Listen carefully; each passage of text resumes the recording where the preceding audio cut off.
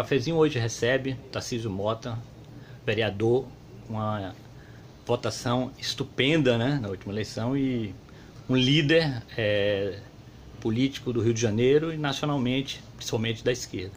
Tarcísio, obrigado por você ter atendido a gente. Tarcísio, o Rio de Janeiro sofreu muitas perdas, tanto pelo desgoverno nacional do PMDB, pela crise do petróleo e pelo desgoverno do PMDB no plano estadual. Quais são as pautas mais importantes para um governo progressista retomar a pujança e o protagonismo do Rio de Janeiro? Bom, para começar, quem agradece sou eu, a possibilidade de estar aqui falando um pouquinho com os leitores, com aqueles que assistem, que estão aí no cafezinho. É sempre muito importante, né, conversar com o maior número de pessoas, né, falando um pouquinho sobre nossas ideias, nossos princípios, etc. Eu acho que nós temos dois elementos que são fundamentais, né, duas pautas que são fundamentais. Uma delas diz respeito à questão de como é que a gente garante os direitos para a população e os direitos para os trabalhadores. E um segundo elemento, qual é o modelo de desenvolvimento que existe, tanto no plano nacional quanto no nível estadual. Então, isso cria dois conjuntos de pauta fundamentais para um programa de esquerda hoje no Brasil e no Estado. De um lado, portanto, a gente precisa trabalhar com a perspectiva de que é preciso cessar o processo de retirada de direitos e é preciso, portanto, ao cessar esse processo de retirada de direitos, conquistar novos direitos. Qual é o programa de reformas que de fato interessam à população, ao trabalhador, numa perspectiva de esquerda?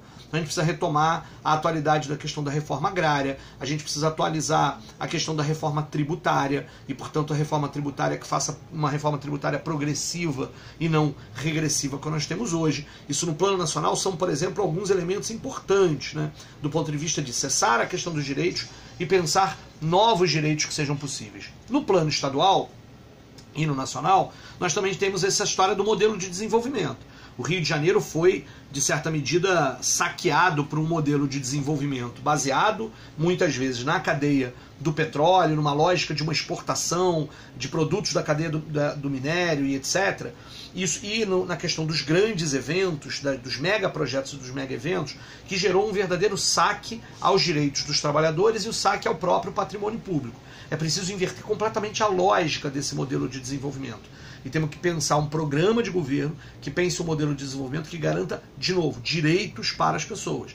E isso significa em pensar no incentivo à questão da agricultura no próprio setor do Rio de Janeiro, na lógica de uma geração de empregos responsável e não na lógica dos mega eventos e na questão dos mega projetos, na construção civil, etc., na geração de emprego da cadeia, né, da questão da inovação, da ciência, da cultura, da tecnologia, de todo um outro lógica que possa reorientar o modelo de desenvolvimento do Rio de Janeiro, do Estado do Rio de Janeiro, para gerar empregos e gerar dinheiro, gerar receita que não esteja submetida a essa lógica sazonal dos próprios preços do petróleo e ao mesmo tempo possa ter uma pegada inclusive na questão ecológica, como é que a gente vai reorientar o modelo de desenvolvimento do Estado do Rio de Janeiro nesse sentido. Então, qual é a pauta, na minha opinião, de qualquer programa progressista? De um lado, como é que a gente cessa os direitos e amplia os direitos dos trabalhadores, e como é que a gente pensa quais são as reformas que interessam esses trabalhadores, e do ponto de vista do modelo de desenvolvimento, como é que a gente vai pensar um modelo de desenvolvimento que, na verdade, gere direito para todos e não apenas lucro para alguns. A vida tem que estar acima do lucro. Esse é o elemento, é o princípio básico de um projeto de esquerda hoje para o Brasil e para o Estado do Rio de Janeiro. É um programa que você realizaria no governo? Olha, eu tive muita honra de ter disputado o governo estadual, a candidatura em 2014, onde a gente inclusive anunciava alguma parte desses princípios. A gente já pôde apresentar parte deles, mas com ainda desconhecido, com pouca estrutura, etc. Quem sabe, no ano que vem, o partido ainda está discutindo, eu ainda estou discutindo com muitas outras pessoas qual é o projeto que a gente vai ter para 2018. Né? Se por acaso vier, ou eu, ou seja quem for do PSOL, eu acho que o método é importante. A gente vai fazer um processo de construção programática, como fizemos no Se a Cidade Fosse Nossa, e eu vou defender nesse processo de construção programática que o programa incorpore esses princípios básicos da vida acima do lucro, garantia de direitos, etc. Seja com quem for, este será um programa apresentado pelo PSOL em 2018 para o povo do Rio de Janeiro. Tarcísio, você sempre teve uma atuação muito forte na questão da educação, você é historiador, e na questão dos direitos humanos. Claro que você hoje suplanta essas áreas, mas não perde essa atuação protagonista, né? Nós vivemos um momento muito difícil na democracia brasileira, com perdas de direitos, com ações que são muitas vezes questionadas. Tivemos o suicídio do Cancellier, o Luiz Cancellier, reitor da Universidade Federal de Santa Catarina, e tivemos também saudosos defendendo a intervenção militar. O que você poderia dizer para a população brasileira, o povo fluminense, sobre essas abordagens?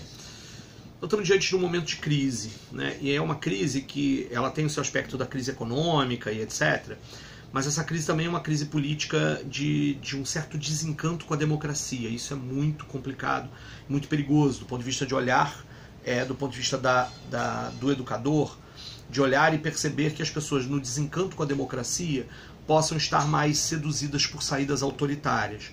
E aí, como professor de história, quando a gente olha para o passado, toda vez que isso aconteceu, alguma coisa deu errado, e a gente precisa aprender, desse ponto de vista do passado, de que os problemas da democracia se resolverão com mais democracia e não com menos. Acho que os dois fatos que você citou são muito importantes para a gente pensar em símbolos ou situações dessa sociedade, né? Seja o suicídio do reitor da Federal de Santa Catarina, do Cancellier, ele mostra, num certo sentido, como é que essa panaceia da questão da criminalização de tudo e de todos, né, sem a necessária apuração dos fatos, né, de que no final das contas pode manchar a vida de uma pessoa, pode levar a um desespero tão grande. Ou seja, a gente está vivendo um processo de criminalização da política e da gestão e de todo o resto. Isso é um problema, na minha opinião. E óbvio, né, as recentes declarações de oficiais da alta cúpula do Exército, as manifestações pelo retorno da ditadura, elas acabam vindo nessa esteira de achar que os problemas da corrupção, por exemplo, eles têm a ver com fatos que nós estamos na democracia. E aí, sem perceber que dentro do regime militar a corrupção era absolutamente existente, grande, atuante, envolvendo outros setores do próprio Estado, e pior, muito menos possível de que a gente pudesse perceber a corrupção lá naquele Estado. Eu tive uma professora que inclusive foi minha orientadora de doutorado, a professora Sônia Mendonça, em que ela dizia uma coisa muito importante para a gente na faculdade de História. A gente tem que lembrar, né, toda vez que a gente está discutindo sobre a ditadura, que a gente precisa sim denunciar a tortura, precisa denunciar, né, o autoritarismo, mas precisa lembrar para as pessoas que foi durante a ditadura que se gerou mais desigualdade social no Brasil. Acho que o modelo lá de desenvolvimento da ditadura foi um modelo concentrador de terra, concentrador de renda, gerador de pobreza, de miséria, de fome, né? Ou seja, isso era intencionalidade política. As empreiteiras, por exemplo, ganharam muito, rios de dinheiro neste processo, era um processo que era corrupto, inclusive, na sua essência.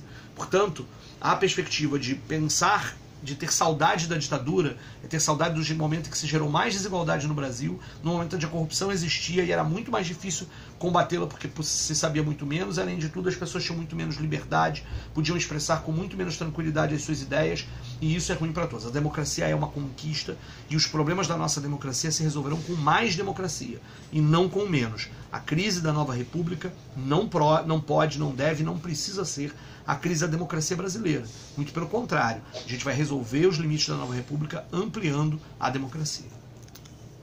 Tarcísio, questão nacional. Temer tem posto aos trabalhadores, à população em geral, muitas perdas. E a gente pergunta como é que a gente pode repor. Aparecem ideias como referendos revogatórios de atitudes do Temer. O que você poderia falar, ou você poderia explicar a abordagem do pessoal no plano nacional referente da luta pelo trabalhador, que é uma seara que o pessoal sempre teve próxima? Então, eu acho que nenhuma candidatura de esquerda hoje no Brasil pode se apresentar como de esquerda sem dizer que vai encontrar todos os caminhos possíveis para revogar as contra-reformas de Temer. Isso precisa ser central. Então, por exemplo, a PEC do teto de gastos não precisa ser claramente revogada, precisamos acabar com isso, que é o congelamento, na verdade, dos investimentos em políticas públicas que interessam à população para garantir, na verdade, a continuidade da transferência de recursos públicos para o pagamento dos juros da dívida, da banca financeira, etc. Precisamos revogar isso. A reforma trabalhista, a reforma previdenciária, se ela passar, a reforma do ensino médio e a lógica, inclusive, da forma de criar os itinerários formativos, que é uma negação à população jovem de ter, de fato, educação de qualidade. Portanto, não há saída. E aí o referendo revogatório é uma possibilidade. Ou seja, a questão é o que a gente vai fazer? A gente vai revogar isso tudo. Como a gente vai fazer? Vamos estudar quais são os mecanismos possíveis. Temos que mandar novas legislações para um Congresso a essa altura do campeonato que pode continuar sendo conservador, já que a tão sonhada reforma política não acontece, ou quando ela acontece é para piorar as nossas chances de renovar tudo. Então vamos jogar para a sociedade a decisão? Acho que é correto. A gente não pode, como esquerda, ter medo do povo. É preciso voltar ao povo. A soberania é do povo. É disso que nós dizemos que é mais democracia que vão resolver os problemas da democracia. Temos um Congresso corrupto, temos um Congresso quase impermeável às aspirações populares e às pressões populares, que façamos a possibilidade de fortalecer os instrumentos de democracia direta. Um referendo revogatório ou outros elementos plebiscitários exercitam a nossa questão da democracia através de mecanismos de democracia direta. Por isso o pessoal é amplamente favorável a esse tipo de postura. Tarcísio, sobre a questão internacional, mais especialmente sobre a nossa América Latina, o pessoal sempre defendeu a integração da América Latina, e a gente percebe a ação do Trump pressionando países democráticos ou tentando moldar o interesse geopolítico. Tivemos o caso da Venezuela. Fora da América Latina existe uma briga muito forte na Península da Coreia. Como é que você vê essa ação do Trump? Como é que você percebe? E como historiador, uma pergunta mais direta, existe um plano Condor novo ou não? Olha, a eleição de Donald Trump nos Estados Unidos, ela deve ser lamentada, ela deve gerar preocupação em qualquer pessoa que tenha aspirações democráticas republicanas, não no sentido do Partido Republicano Americano, mas republicanas no sentido de entender o princípio da república, da res pública, da coisa pública presidindo a questão dos estados nacionais, etc. E ainda mais para qualquer militante de esquerda que tenha o internacionalismo como uma das suas preocupações. Por isso, eu acho que é preciso que a gente consiga ainda recuperar uma perspectiva internacionalista e latino-americana, sobretudo, que possa pensar as aspirações da esquerda latino-americana, da esquerda democrática, da luta contra os governos que se inspiram e que adotam medidas autoritárias e na resistência ao grande irmão nas suas ações imperialistas, que é, no caso, os Estados Unidos da América. Ou seja, nós temos elementos aqui geopolíticos e econômicos que levam os Estados Unidos numa situação em que você não tem mais uma hegemonia clara e evidente e ameaçada, inclusive, pelo próprio crescimento chinês, etc., que fazem com que os Estados Unidos, tal qual o bicho mais acuado, tentem agir sobre territórios mais próximos para reformular e reformar e reforçar determinadas medidas imperialistas de controle de mercados, etc. Por isso, é sempre preciso perceber que a gente tem inimigos claros do ponto de vista da luta de classes. Eu não tenho nenhuma dúvida de que, nesse caso, Donald Trump representa as frações do capital, as piores frações do capital, aquelas que precisam ser derrotadas pelo bem do planeta. E aí eu queria dizer que não dá para pensar na questão internacional e na questão mundial sem falar da questão do debate ecológico hoje. Estamos à beira. O fato do Trump representar um governo absolutamente negacionista da questão do aquecimento global, nas questões climáticas, ela é também um alerta para nós latino-americanos que vamos sofrer de forma evidente o tipo de política ecológica datada lá pelo Donald Trump. Portanto, para nós que somos internacionalistas, a gente precisa unir forças contra esse inimigo claro que na verdade expressa as piores frações do capital, as piores fações da classe dominante capitalista que a gente tem no mundo e, portanto, nenhum minuto de sossego a Donald Trump. Vamos resistir a essa forma, tanto do ponto de vista do autoritarismo, quanto do ponto de vista da sua política, da sua geopolítica, quanto da questão econômica que eles estabelecem lá. Tarcísio, muito obrigado, o Cafezinho agradece. Para você despedir a população fluminense, brasileira, eu acho que você vai ter muitas oportunidades em 2018 para conversar mais ainda com a população, que você já faz diariamente, né? Muito obrigado pela entrevista. Eu acho que é sempre importante lembrar para as pessoas, né? A gente usou, né, tanto na campanha de governador quanto de vereador, o lema de só a luta muda a vida. A gente tem que lembrar, né, a indignação sozinha, individual, não vai mudar as coisas. O que vai mudar as coisas é a organização social. É o fato de que as pessoas precisam estar organizadas para resistir aos ataques e estar organizadas para construir novos caminhos. A eleição sozinha não muda o mundo, ela é sempre um instrumento, é sempre uma possibilidade que a gente ideias e pense, construa hegemonias e contra-hegemonias para disputar essa história. Portanto, um mandato pode ser um bom, importante espaço de reverberar lutas, mas que precisam estar acontecendo na lógica das pessoas organizadas. A indignação que não se organiza se perde, e por isso o recado final é: só a luta muda a vida, e só a luta organizada muda a vida. Muito obrigado, galera do Cafezinho, aí pela atenção, e até a próxima.